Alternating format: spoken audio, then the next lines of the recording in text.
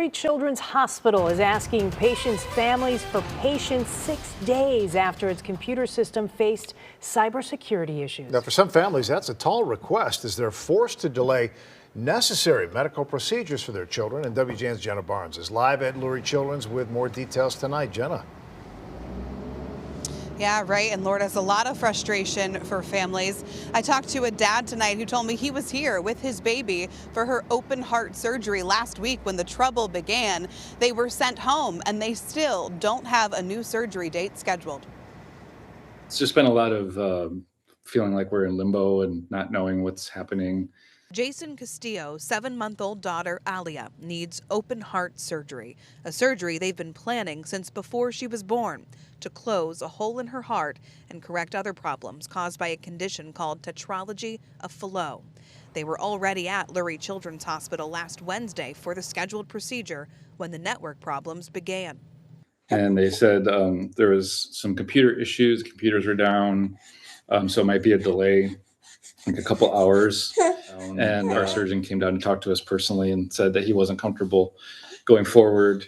Lurie says it took its networks offline in response to a cybersecurity incident. And in a new statement, the hospital says, "We acknowledge the inconvenience and concern this system outage causes for our patient families. Please understand this process takes time and know that we have highly experienced, capable, and empathetic teams of both internal and external experts responding to this matter. We also continue to work in collaboration with law enforcement."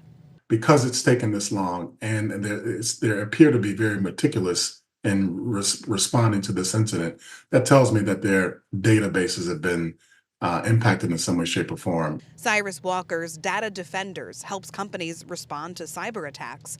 Though Lurie hasn't said exactly what's to blame, Walker says it has the hallmarks of a ransomware attack.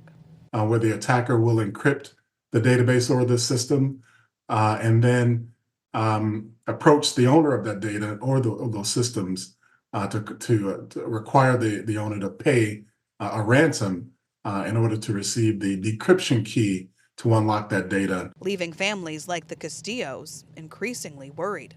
The cardiologist told us, just to watch her closely now and make sure we don't have any of those, they're called a TET spell, where they could turn blue and have a hard time getting their oxygen. Jason says his daughter's case isn't an emergency, but it could become one if they wait too long for the surgery. It's obviously very stressful, and we want to move on and get this over with and get her healing and get to a normal life again.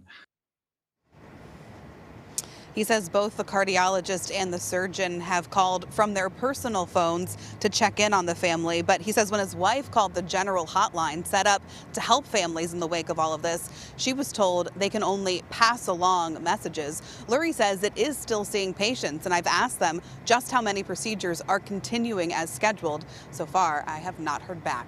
We're live at Lurie Children's Hospital tonight. Jenna Barnes, WGN News. Terrible dilemma, Jenna. We'll stay on it. Thanks.